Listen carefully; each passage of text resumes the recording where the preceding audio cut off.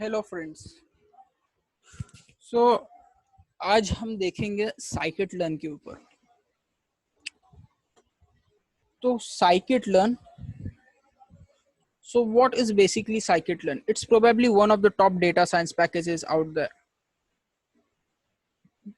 It's simple and efficient tool for data mining.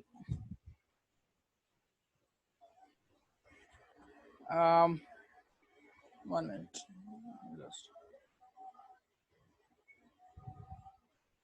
Okay, so it's simple and efficient tool for data mining and data analysis. It's built on NumPy, SciPy, and Matplotlib library, so it interfaces very well with these other modules. And secondly, it's an open source commercially usable BSD license. So BSD are really stood for Berkeley Software Distribution License, but it means it's open source with very few restrictions as far as what you can do with it. Another reason to really like the scikit-learn setup is that you don't have to pay for it as a commercial license versus many other copyrighted platforms out there.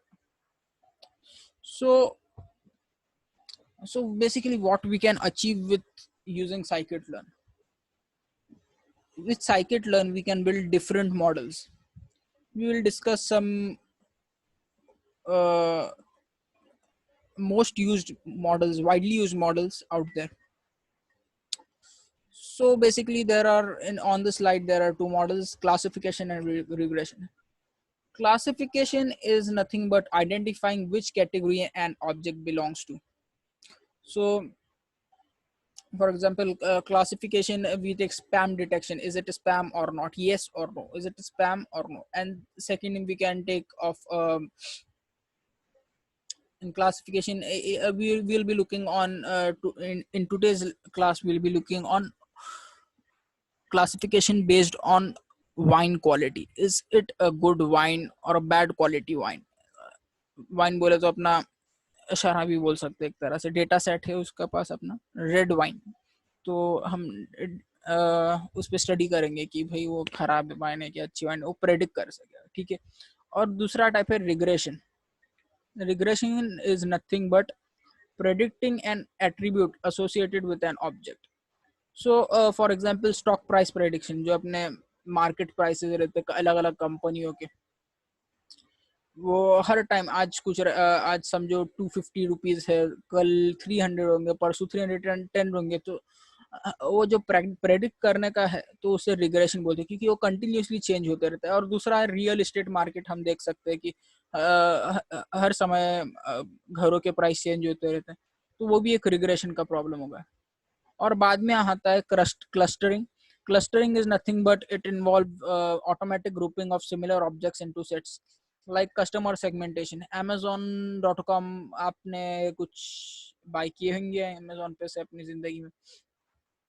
तो Amazon customers group करते कि basically ये कौन सा, ये middle range customers है, ये high range customers है। तो जो प्रोडक्ट्स रहते उन्हें वो हिसाब से वो उन कस्टमर्स को प्रोडक्ट्स रिकमेंड करते। तो वो हो गया कस्टमर क्लस्टरिंग का एग्जांपल। अब दूसरा मॉडल आता है model selection.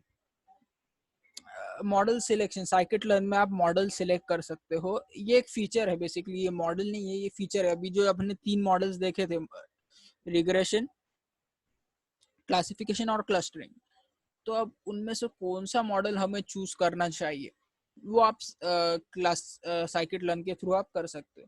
So basically we can compare, validate and choose parameters and models.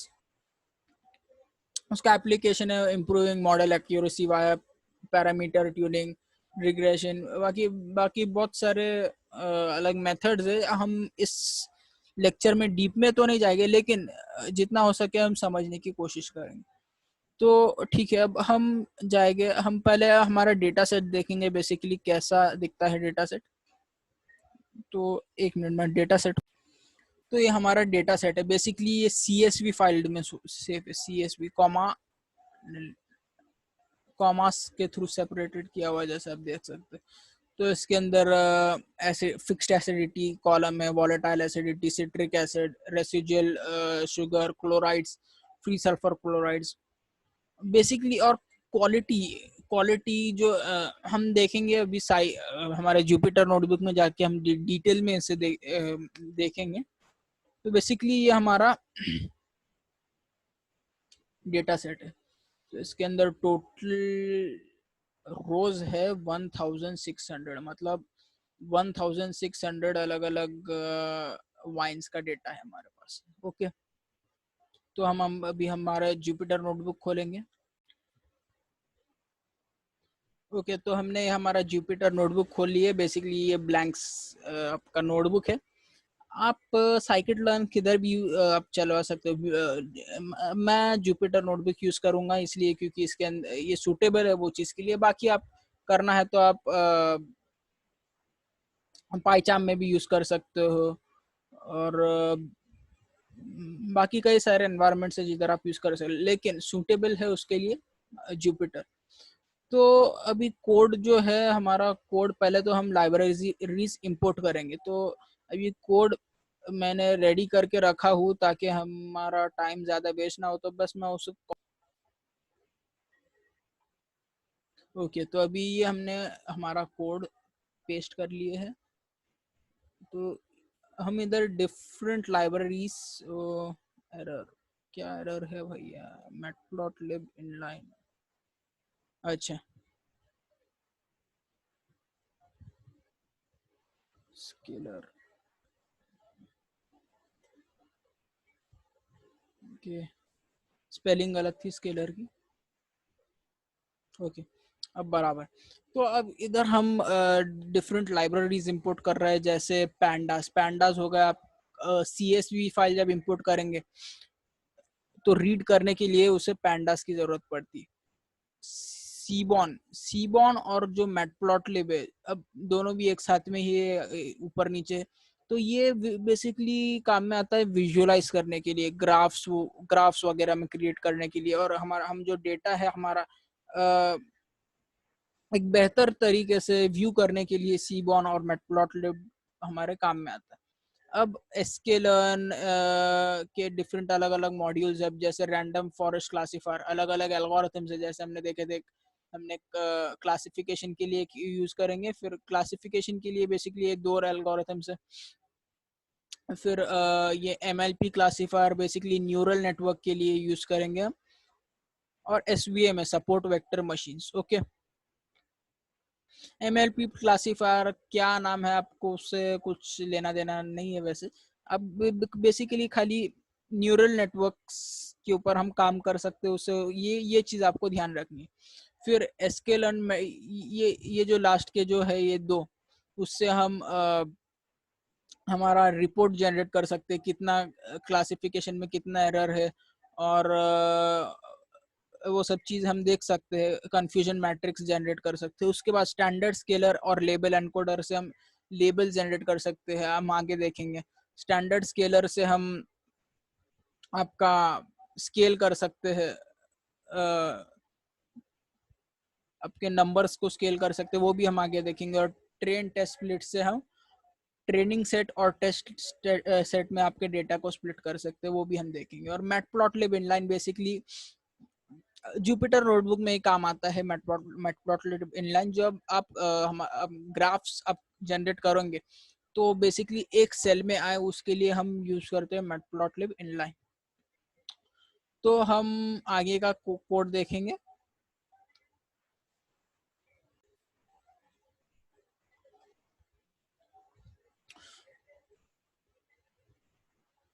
Okay, तो अब हम पहले तो हमारा डेटा सेट को लोड करेंगे। हम वो डेटा सेट को नाम देंगे वाइन। और ये पैंडास के थ्रू हम लोड करेंगे, रीड CSV। और सेपरेटेड है, कॉमा सेपरेटेड फाइल है, ठीक है। अब उसको रन करेंगे। ओके, तो अब हमारा डेटा सेट लोड होगा। आपने जो पैंडास इंपोर्ट किए थे, फर्स्ट लाइब्रेरी थी जो आपने इंपोर्ट किए थे, पैंडास इस काम में आता है कि जो आपका कॉमा सेपरेटेड फाइल्स है, या तो एक्सेल फाइल्स है, डेटाबेस है अलग अलग टाइप के, वो रीड करने को पैंडास काम में आता है। अब हम आगे देखेंगे। ओके, तो जैसे हमने बात किए थे कि हम आगे हम हमारे डेटा सेट को बेहतर तरीके से देखेंगे जुपिटर में, तो हम अभी हमारे डेटा सेट को व्यू करेंगे। Wine dot head basically view करने के लिए होता है आपका डेटा सेट। ओके, तो अभी पहले 5 कॉलम्स सॉरी पहले 5 रोज हमारे डेटा सेट के हम जैसे देख सकते हैं। पहले 5 तरह के वाइन्स का डेटा है। अब इसके अंदर कॉलम है fixed acidity, volatile acidity, citric acid, और वैसे 12 टाइप के कॉलम है। क्वालिटी है, बेसिकली हम क्वालिटी प्रेडिक्ट करना है। ठीक है, इस हमारा पूरे प्रैक्टिकल का मकसद ये है कि हम क्वालिटी प्रेडिक्ट कर सकते हैं। और जो हमने स्टैंडर्ड स्केलर, लेबल एनकोडर की बात किए थे, तो हम अभी चलो अभी तो फुल डेटा सेट तो दिखाई नहीं दे रहा, तो हम कुछ देर बाद ही देखेंगे तो बेहतर रहेगा उसके बारे में। तो अब हम थोड़ा इंफॉर्मेशन और कुछ ज़्यादा इंफॉर्मेशन लेना चाहेंगे हमारे डेटा सेट के बारे में, तो हम wine.info कमांड से हम इंफॉर्मेशन मिलेंगी हमें। अच्छा, तो हमने देखे थे कि 1599 रोज थे हमारे, जब एक्सेल शीट में भी जाके देखे थे तो बराबर इधर 1599 ही बता रहा है। 1599 1000 सभी कॉलम्स में 1599 रोज है, और सभी कॉलम में कोई नल वैल्यू नहीं है, नॉन नॉन नल बता रहा, तो कोई एक भी वैल्यू नल नहीं है, तो इसीलिए सब जगह नॉन नल बता रहा। और data type float 64 data type है, सभी न्यू नंबर्स का डेटा टाइप है फ्लोट 64। ठीक है, तो हम आगे हम इसे और बेहतर तरीके से भी देख सकते हैं। अब समझो इधर कोई नल वैल्यू आ गए, तो कितने नल वैल्यूज है, हमें हम अगर जानना चाहेंगे कि एक नल वैल्यू आए क्या 10 नल वैल्यू, अभी तो फिलहाल तो हमारे डेटा सेट में है नहीं, लेकिन अगर रही तो अब हम अगर जानना चाहते हैं कि कितने नल वैल्यूज है, तो wine.isNull.sum से हम जान सकते हैं।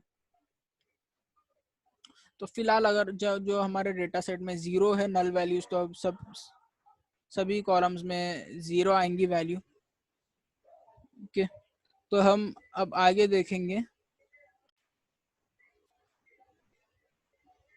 अब हम देखेंगे कि हमारे डेटा को हम प्रोसेस कैसे करेंगे, प्री प्रोसेसिंग। तो पहले तो हम बिन्स डिक्लेयर करेंगे टू टू जैसे अभी हमने देखे हमारे डेटा सेट में हमने। ओके, अगर हम इधर वाइन 10 डाल देंगे, 1 मिनट। तो हम जैसे देख सकते हैं कि क्वालिटी कुछ कुछ की 5 है, कुछ की 6 है। तो बेसिकली हमारे जो क्वालिटी है तो वो 2 से 8 के बीच में लाई करता है, तो हम बिन्स को रखेंगे 2 से 8, और इधर 6.5 बीच में। आप चेंज भी कर सकते हो 6.5 को, आप ये बिन्स की वैल्यूज के साथ खेल सकते हो। बेसिकली हम एट द एंड आपको प्रोग्राम प्रोवाइड करेंगे, तो आप खुद आप ट्राई कर सकते हो अलग अलग वैल्यूज डाल के इधर बिन्स की जगह पे। ठीक है, बट हमारा क्वालिटी इधर है रेंज करता है 2 से 8 के बीच, तो हमने 2 से 8 के बीच हम हमारी बिन्स की वैल्यू रखी। और हमारे ग्रुप्स को हमें नेम देना है गुड या तो बैड, अच्छी वाइन है या खराब वाइन है, हमें देखना है। अभी वाइन क्वालिटी, आपका जो कॉलम है वाइन क्वालिटी क्वालिटी, तो उसको हम कट करेंगे और हम उन्हें ग्रुप्स में डिवाइड करेंगे, गुड बैड वगैरह। ठीक है,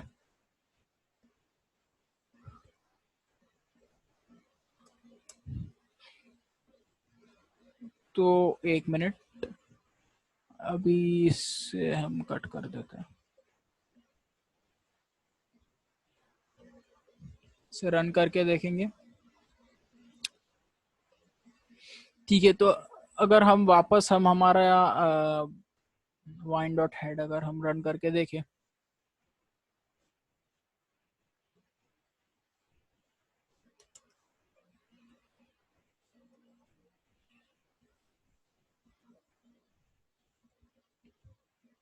अच्छा तो अब इधर हम देख सकते हैं कि वो रिप्लेस हो गया बैड से, bad bad quality group form हो गए, ठीक है। अब हम सब सपोज अब यूनिक वैल्यूज क्या है इसमें हम देखना चाहते हैं। ओके, तो एरर बताएगा अभी, क्यों? क्योंकि हमने पहले कट कर चुके हैं। अब अगर हम सेल्स हमारे पूरे रन रन ऑल करें तो रन होगा। ओके, हाँ राइट।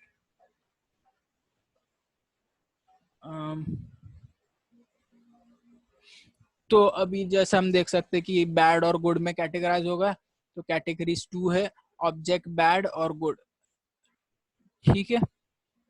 अब हम आगे देखेंगे। अब अब हमें जैसे हमने पहले बात किए थे लेबल एनकोडर की, जो हमने इंपोर्ट किए थे स्टार्टिंग में, स्टैंडर्ड स्केलर और label encoder. Label encoder basically ये काम में आएंगे कि अभी जो बैड है अगर इसको हमने 0 लेबल दे दिए, 0 0, और जो गुड है उससे हमने 1 लेबल दे दिए, तो बेसिकली लेबल एनकोडर वो काम में आएगा लेबल्स को नाम देने के लिए, ठीक है। तो हमने label quality is equal to label encoder command run किए। तो अभी अब अगर हम देखें वाइन डॉट हेड, ओ क्या है wine dot head, wine dot,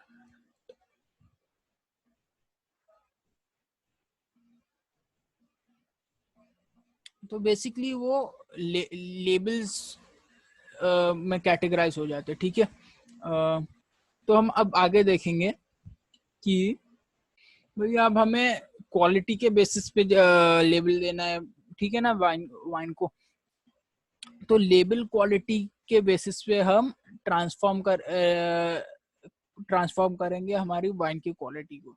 जो लेबल्स देंगे वो क्वालिटी क्वालिटी कॉलम में हम लेबल्स देंगे, वाइन 0 और 1 जो भी हमारे लेबल्स है हम क्वालिटी कॉलम में। तो अब हमने क्वालिटी कॉलम में लेबल दे दिए। अब हम विजुअलाइज कर सकते हैं हमारे डेटा सेट को।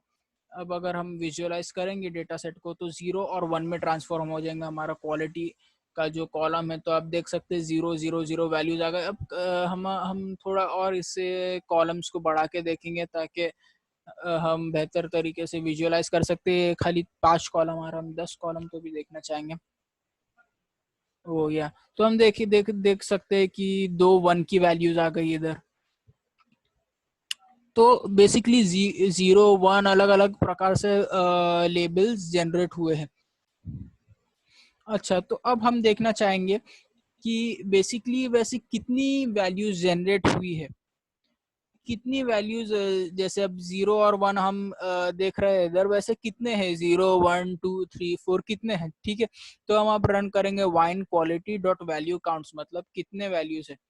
तो हम देख सकते हैं कि 0 के 1382 वैल्यूज है और 1 के 217, मतलब हम देख सकते हैं कि को अच्छी क्वालिटी की वाइन खाली 217 है और बुरी क्वालिटी की वाइन 1382 है। मतलब मैक्सिमम जो वाइन है वो बेकार क्वालिटी की, और अच्छी क्वालिटी की वाइन 217 ही है, बहुत कम है, ठीक है। अब हम आगे एनालाइज करेंगे डेटा को। तो हम अभी आप सबको अभी कोई भी है तो अगर आप डेटा बताते हो किसी को आप एनालाइज करके, तो नंबर्स बहुत बकवास लगते हैं यार हमें सभी को।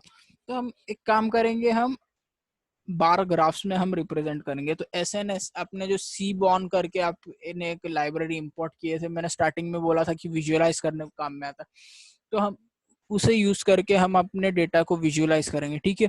तो अब S N S dot count plot wine quality को अगर हम रन करते हैं तो अब हमारा बार ग्राफ प्लॉट होता है जैसे ये।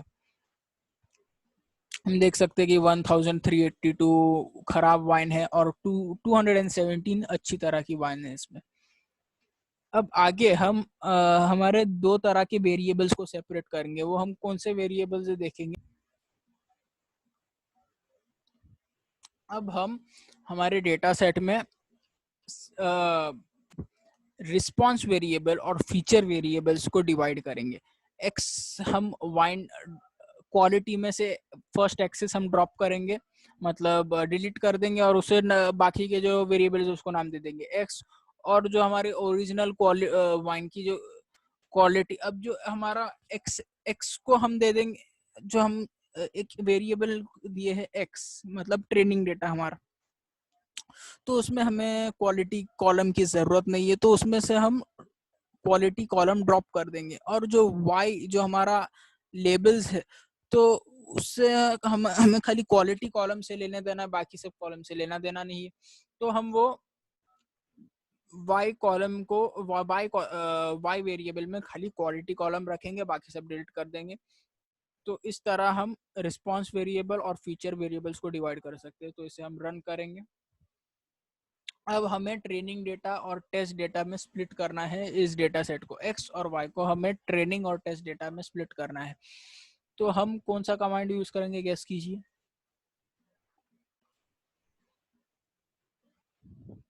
राइट, तो अगर आपने गेस किया कि हमने जो ये इंपोर्ट किया था एक चीज,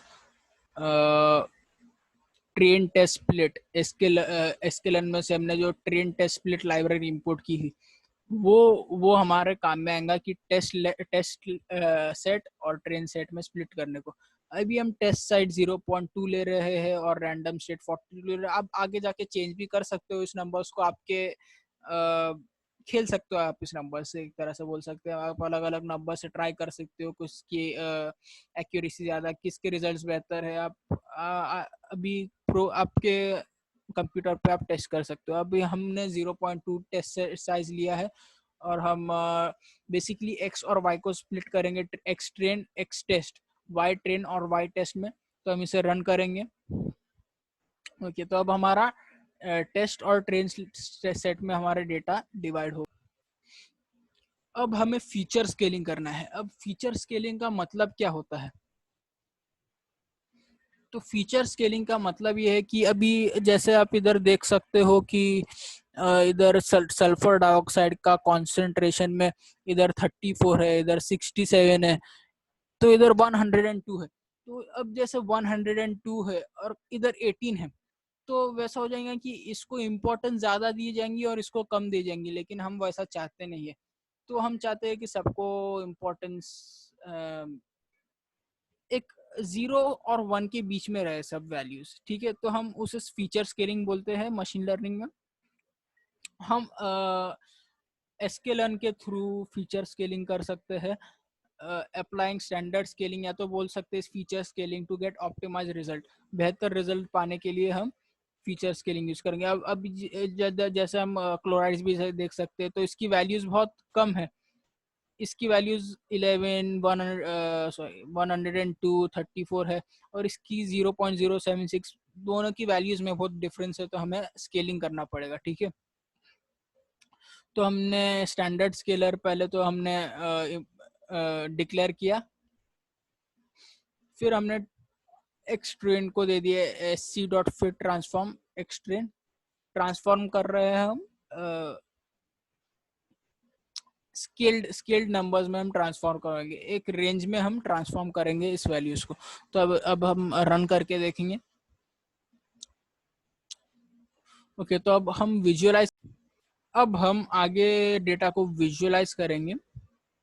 तो ठीक है, एक्सट्रेन को हम देखेंगे। ओके,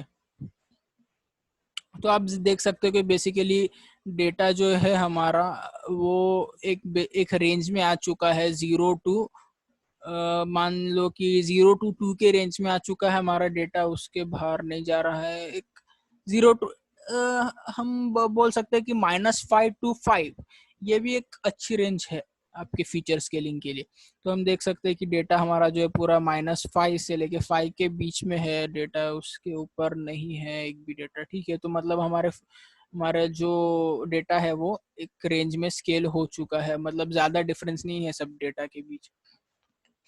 तो अब हमने डेटा माइनिंग कर चुके हैं, हमारे एसक्यूएल के थ्रू हमने डेटा माइनिंग अचीव कर चुके हैं। अब हम देखेंगे हमारे मॉडल्स, अलग अलग मॉडल्स लगा के हम मशीन लर्निंग के एल्गोरिथम्स परफॉर्म करेंगे, प्रेडिक्ट करेंगे, हम क्लासिफाई करेंगे गुड वाइन और बैड वाइन के बीच में। तो हम पहले तो देखेंगे हमारा रैंडम फॉरेस्ट क्लासिफायर देखेंगे, ठीक है। इसे हम कोड के बदले मार्कडाउन दे देंगे। और तो रैंडम फॉरेस्ट क्लासिफायर हम मॉडल देखेंगे।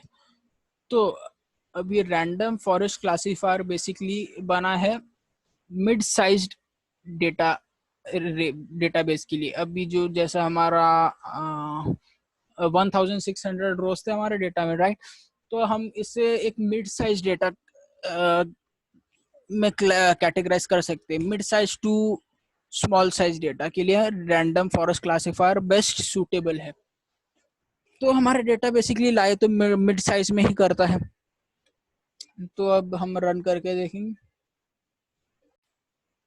ओके, तो पहले हम एक वेरिएबल डिक्लेयर करेंगे RFC, उसे रैंडम फॉरेस्ट क्लासिफायर हमारा जो क्लास है उसे हम इंपोर्ट करेंगे पहले। एन एस्टिमेटर्स का मतलब क्या है? एन एस्टिमेटर्स मतलब हमें कितनी बार इटरेट करना है। बेसिकली 200 बहुत ज़्यादा होगा, लेकिन हमारे डेटा जो हमारा इतना वास्ट डेटा नहीं है, तो इसलिए शायद हमें 200 बार इटरेट करना पड़े, ठीक है।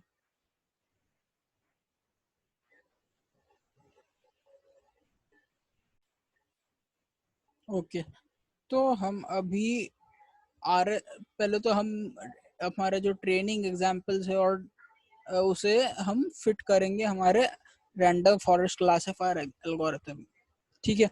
तो हम RSC डॉट फिट के थ्रू हम हमारे ट्रेन डेटा को हम फिट कर सकते।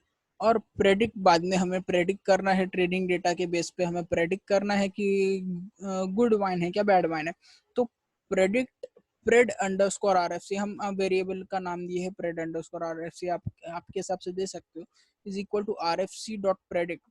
प्रेडिक्ट हमारा प्री डिफाइंड फंक्शन है और उसके हमें एक्स टेस्ट प्रेडिक्ट करना है, ठीक है। तो हम प्रेडिक्ट कर पाएंगे इस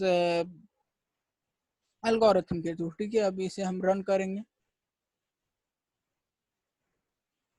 ओके, तो अब रन हो चुका है। तो हम देखेंगे कि प्रेडिक्टेड वैल्यूज क्या है, ठीक है। तो प्रेडिक्ट RFC 20। तो पहले हम फर्स्ट 20 कॉलम्स की सॉरी रोज की प्रेडिक्टेड वैल्यूज देखेंगे। तो देख सकते हैं हम कि जीरो पहले तकरीबन 1 2 3 4 5 6 7 8 9 10, पहले 10 रोज की वैल्यू है जीरो, मतलब पहले 10 खराब वाइन में आता है। फिर 11th जो वाइन है वो अच्छी है, बाद में 1 2 3 4 5 6 7, बाद की 6 वाइन वापस खराब है, उसके बाद में एक वाइन वापस सही है और बाद की फिर खराब है। तो ये हमारी प्रेडिक्टेड वैल्यूज हम देख सकते हैं कि हमारे एल्गोरिथम ने ये वैल्यू। अब हम देखेंगे कि हमारे टेस्ट सेट पे ओरिजिनल टेस्ट सेट क्या था हमारा, राइट। तो हम अगर हम ओरिजिनल टेस्ट सेट देखें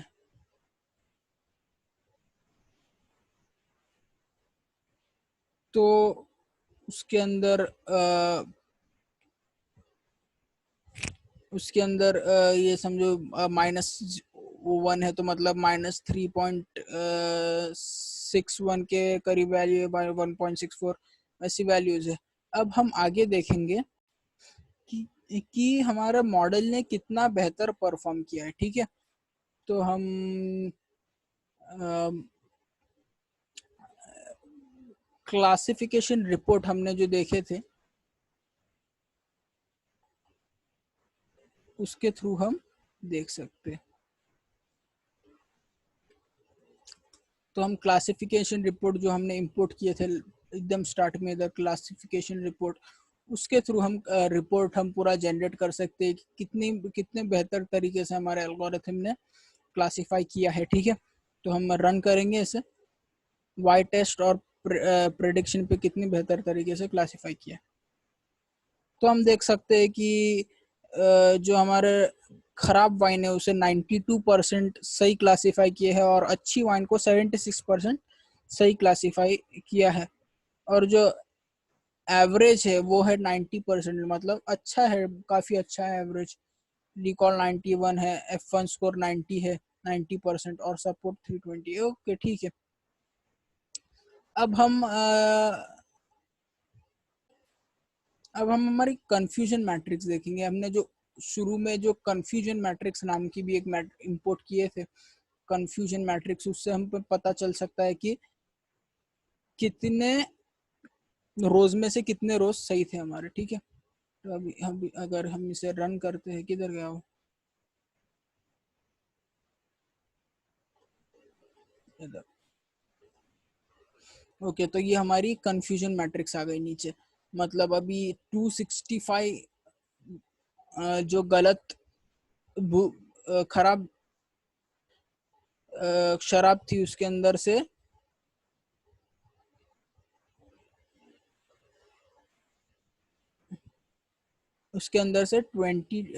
8 शराब को गलत क्लासिफाई किया और 265 सही है।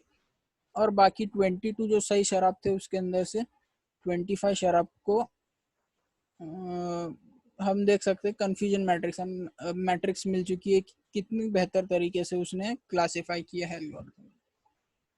अब हम चलो हमने देखे कि 90% प्रेडिक्शन है, मतलब काफी अच्छा प्रेडिक्शन है। अब हम देखेंगे आगे सपोर्ट वेक्टर मशीन।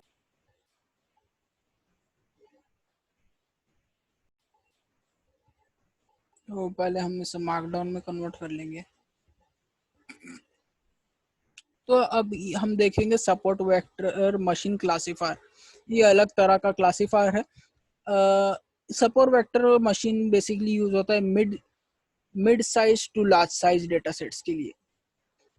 तो हम देखेंगे कि कितने अच्छे तरह से प्रेडिक्ट करता है। ओके, तो हम पहले CLF, मतलब हमारा हम एक रैंडम वेरिएबल नाम दे दिए उसे। हम पहले सपोर्ट वेक्टर मशीन्स की लाइब्रेरीज इंपोर्ट करेंगे। हमने जब शुरू में इंपोर्ट किए थे SVC वगैरह जो हमने इंपोर्ट किए थे, SVC SVM वो सब हम इंपोर्ट करेंगे सपोर्ट वेक्टर मशीन्स की लाइब्रेरीज। उसके बाद में हम एक्सट्रेन और वाई ट्रेन को हम सपोर्ट वेक्टर मशीन के एल्गोरिथम में फिट करेंगे। और हम predict underscore CLF is equal to CLF dot predict support vector machine का के थ्रू हम प्रेडिक्ट करेंगे हमारा एक्स टेस्ट को। तो हम इसे रन करेंगे। ओके, तो अब ये एल्गोरिथम हमारा ट्रेन हो चुका है। अब हम देखेंगे कि कितना सही प्रेडिक्ट। ओके, तो हमने जैसे पहले देखा था कि क्लासिफिकेशन रिपोर्ट और कंफ्यूजन मैट्रिक्स, उसी तरह से हम इधर भी अप्लाई करेंगे सपोर्ट वेक्टर मशीन्स के लिए। और हम रन करके देखेंगे इसे। तो हम देख सकते हैं कि जो खराब तरह की शराब थी तो उसे 88% प्रिसिजन से कैलकुलेट किया और अच्छी तरह की शराब को 71%। और टोटल प्रिसिजन है 86%, जो कि हमारे रैंडम फॉरेस्ट क्लासिफायर से बुरा है इसका प्रिसीजन। रिकॉल वगैरह भी ठीक ही है लेकिन प्रिसीजन हमारा बुरा है। और हम कंफ्यूजन मैट्रिक्स भी देख सकते हैं।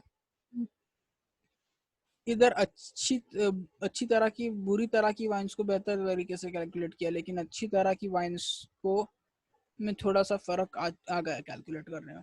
अब हम आगे देखेंगे न्यूरल नेटवर्क्स, ठीक है। एक मिनट, पहले मैं न्यूरल नेटवर्क्स को मार्कडाउन में कन्वर्ट कर देता हूँ और फिर रन कर। ओके, सो न्यूरल नेटवर्क्स बेसिकली होते हैं बड़े डेटा सेट के लिए। हमारे हम जैसे छोटे मोटे डेटा सेट्स के लिए न्यूरल नेटवर्क बेसिकली सूट नहीं करते, लेकिन फिर भी देखने के लिए हम देख सकते हैं। तो हम पहले तो कुछ ओके, तो हम जो लाइब्रेरीज इंपोर्ट करेंगे वो रहेंगी हमारा MLPC नाम देंगे। MLP क्लासीफायर जो हमने इंपोर्ट किया था उसे MLPC नाम देंगे। अब MLPC में हमारे जो न्यूरल नेटवर्क्स रहेंगे उसके बेसिकली 3 हिडन लेयर्स रहेंगे हमारे। और each hidden layer will be of the size 11, 11, 11।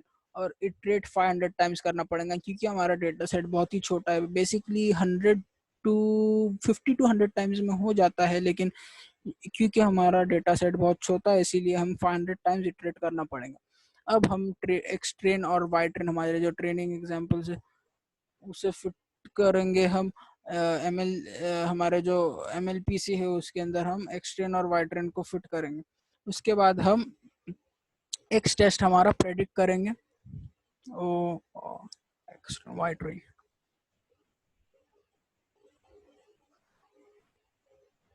Okay, तो हम अब इसे रन करेंगे। एरर, किधर एरर बता रहा है? X train predict hidden layer sizes is not defined। एक मिनट।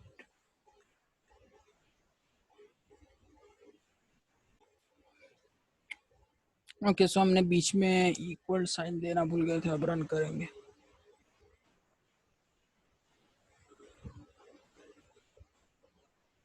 तो अभी हमारा न्यूरल नेटवर्क ट्रेन हो रहा है, उसे थोड़ा टाइम लगेगा क्योंकि इटरेशंस थोड़े से ज़्यादा है। ओके,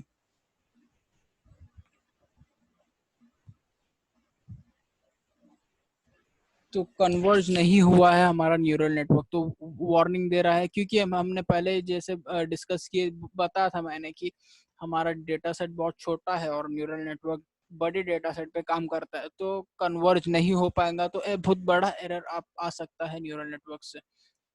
तो हम विजुअलाइज करके देखेंगे, हमारे रिजल्ट्स देखेंगे क्या आ रहे। ओके, तो हम अगर विजुअलाइज करके देखें हमारा क्लासिफिकेशन रिपोर्ट और कंफ्यूजन मैट्रिक्स को पहले की तरह, तो हम देख सकते हैं कि हमारा प्रिसीजन ओनली 66% आ रहा है और एवरेज प्रिसीजन ओनली 88%, तो बहुत ही कम है पहले हमारा रैंडम फॉरेस्ट और एसवीएम के मुकाबले। तो हम देख सकते हैं कि न्यूरल नेटवर्क बेसिकली हमारे छोटे से डेटा सेट को सूट नहीं कर पा रहा है, और हम देख सकते हैं कि जो बैड क्वालिटी की वाइन है उसको भी ठीक तरह से क्लासिफाई नहीं किया, और गुड क्वालिटी की वाइन्स को भी ठीक तरह से क्लासिफाई नहीं किया। तो हम देख सकते हैं कि हमारे हमारे जैसे हम रैंडम फॉरेस्ट क्लासिफायर बेसिकली सबसे ज़्यादा एक्यूरेसी है उसकी, और सेकंड है तुम्हारा SVM classifier. Yes, SVM classifier भी हम यूज़ कर सकते हैं अगर हम इटरेट ज़्यादा बार करें या तो कुछ खिलवाड़ करें नंबर्स के थ्रू, तो हम बेसिकली रैंडम फॉरेस्ट और एसवीएम क्लासिफायर को हम ऑन पार ला सकते हैं। ठीक है, तो हम बेसिकली हमारे डेटा सेट के लिए या तो रैंडम फॉरेस्ट यूज कर सकते हैं या तो एसवीएम यूज कर सकते हैं, आपकी चॉइस है। लेकिन न्यूरल नेटवर्क बहुत बड़े डेटा सेट, बिग डेटा के लिए यूज होता है। अब हम एक्यूरेसी स्कोर देखेंगे। हमारे जो जितना भी हमने अभी तक प्रेडिक्शन किए है उसका एक्यूरेसी स्कोर देखेंगे। हम इसे रन करेंगे और इसे प्रिंट करने के लिए नीचे सीएम डाल देंगे। ओके, तो 90% एक्यूरेसी जो हमारी, it is similar to random forest classifier 90%। So we are getting highest accuracy of 90.625%. Okay, we don't want confusion matrix. If someone asks, we want accurate score, right? So 90.625 is our accurate score of our model, right? हम अभी सब models हमने देख चुके हैं, अब वापस हम हमारे डेटा सेट को विजुअलाइज करने की कोशिश करेंगे।